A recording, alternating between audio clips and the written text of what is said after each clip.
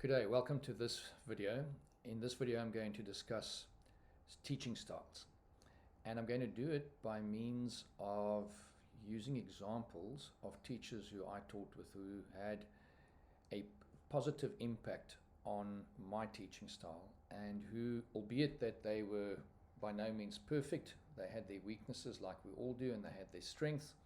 There were things that I learned from them that resonated with me, that I then took and amalgamated it or integrated it into my teaching style. As a matter of fact, the next few videos are going to be almost a series on these different teachers that I would like to share with you. You will meet your characters. You have, I'm sure, if you've been teaching for a few years, have met those teachers who have inspired you, those teachers who have taught you things. And yet there may be teachers that are on your staff who you sit in the staff room with every day and you've never been in one of their classes. They may teach in a different subject area and you're not aware of how awesome they actually are. So I encourage you to go into your fellow colleagues' classes and just see how they teach. Obviously you would need to ask them if you can do that and explain why. You're not there to crit them, but you're there to see how they teach and learn from them. So the first teacher I call the magician. Now, I'm sure you've seen magicians on TV. Maybe you've even been to a magic show. I used to watch David Copperfield when I was younger, and I used to be amazed at what he did. But some of the stuff was just so insanely unbelievable that I knew that there had to be trickery behind the scenes. There had to be stuff happening there that we didn't know about and that we didn't understand. But if you've ever had a magician practice their art in front of you, it's a different story, because it's right there in front of you. And you're obviously looking to see where the trick is.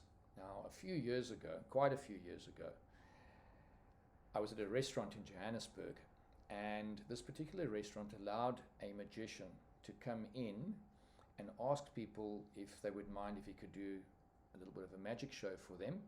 And then if people were happy with it and amazed by it, then they could give him something. They would pay him for it.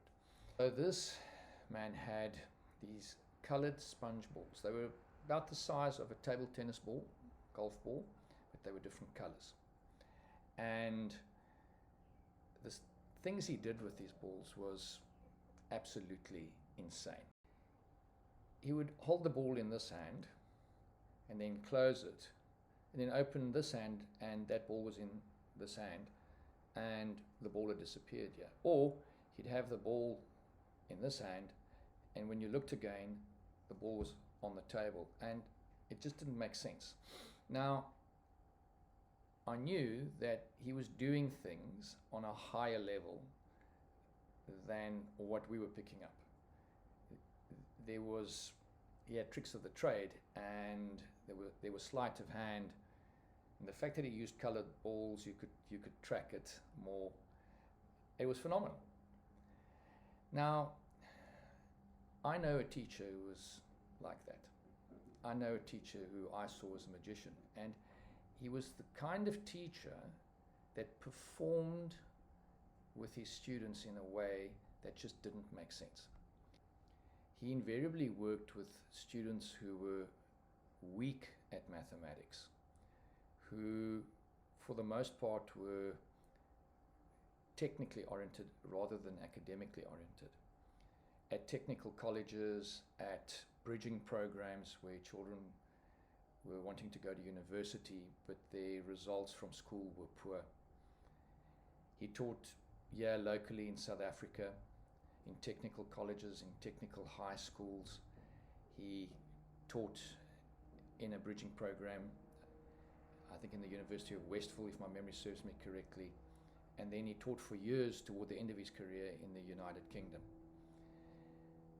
He produced of the best results, and quite frequently the best results in South Africa for mathematics.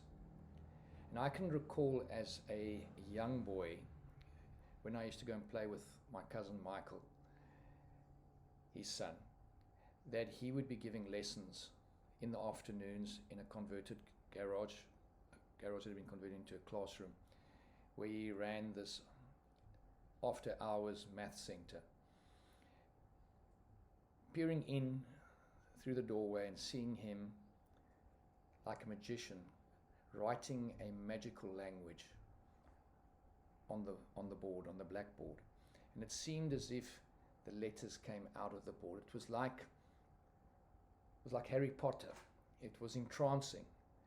And his students were glued, were hanging on every word he said. It was like he had enchanted them. He had them under his spell. And I thought, wow, I want to do that one day. And then toward the end of my high school career, when I was really struggling with certain concepts in mathematics and in science, the manner in which he explained things that were complex, things that today I know how difficult they are to explain. He explained these difficult concepts in such a clear and concise way, it was magical. I'll give you an example. I was struggling with two-dimensional projectile motion, and I was struggling with the concept of components. You fire a projectile, and then mathematically you work with the horizontal component and with the vertical component. And what makes it complicated, us as science teachers will know, that the horizontal component, there's no acceleration, assuming no air friction. And so there's constant velocity.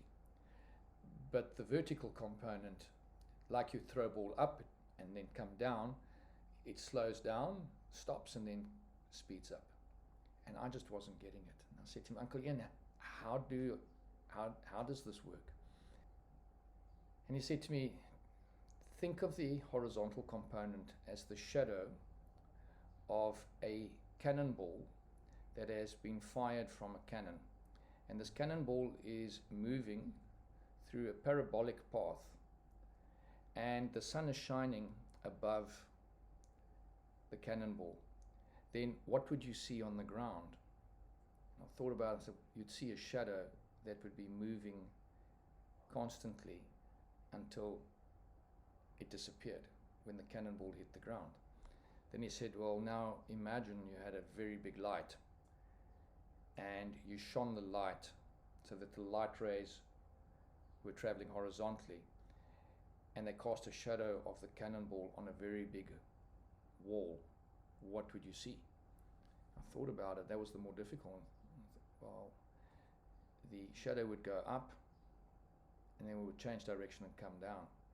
He said, well, that's decomposing projectile motion into horizontal and into vertical motion simultaneously. And I've never forgotten that, and I still use that to this day. So he was a magician because he inspired people in his subject. He inspired children to go beyond what they thought they were capable of doing. He was by trade a draftsman, and his board work was virtually almost perfect. The manner in which he wrote on the board was beautiful, almost looked like he had typed it in some form of italics. It was absolutely brilliant. His diagrams were brilliant. But later on, once I'd become a teacher, I then started to ask different questions. And he always told me that he always prepared well for every single lesson. And he always read his class. And he was tireless in the effort that he put into his students. And so I'll never forget this teacher, not only because he was my uncle, but because of also the impact that he had on me as a teacher. The importance of understanding your subject to the extent where you can take that which is complex and you can actually simplify it to its essence. To also take something that seems abstract and to link it to something that is concrete in the frame of reference and experience of the student. So I hope that a magician has crossed your path. I hope that you are a magician.